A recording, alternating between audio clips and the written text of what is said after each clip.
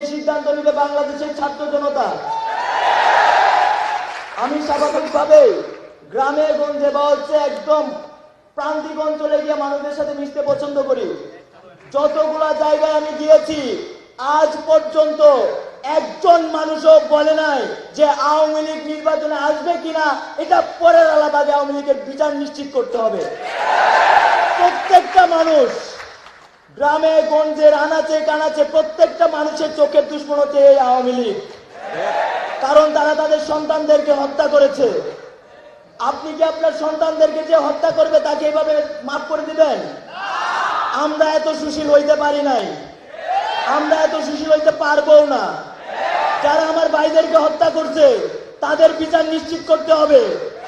তারপর বাংলাদেশের জনগণ নিশ্চিত করবে আওয়ামী লীগের মতো সন্ত্রাসী সংগঠন রাজনীতিতে আসবে বা নির্বাচনে আসবে কি আসবে না। তো আমাদের এখন ঐক্য খুবই প্রয়োজন। আজকে ভারতের দাদা বাবুরা বিভিন্ন ষড়যন্ত্র করছে, বাংলাদেশ নিয়ে খেলার চেষ্টা করছে। আমরা আজকে ঢাকা কলেজ থেকে বলে দিতে চাই, দাদা বাবুদের কোন ষড়যন্ত্রই বাংলাদেশে বাস্তবায়ন হবে না। দাদা বাবুদের সকল ষড়যন্ত্র রুখতে ঢাকা কলেজ আগে রূপে দাঁড়াবে। আমরা পরিশেষে বলতে চাই, এই বাংলাদেশকে নিয়ে খেলার যদি কেউ চেষ্টা করেন আপনারা কেউ ছাড় পাবেন না। বাংলাদেশের হিন্দু মুসলিম সবাই বাংলাদেশি, পাহাড় থেকে সমতল আমরা বাংলাদেশি। এই বাংলাদেশকে নিয়ে খেলার চেষ্টা করবেন না।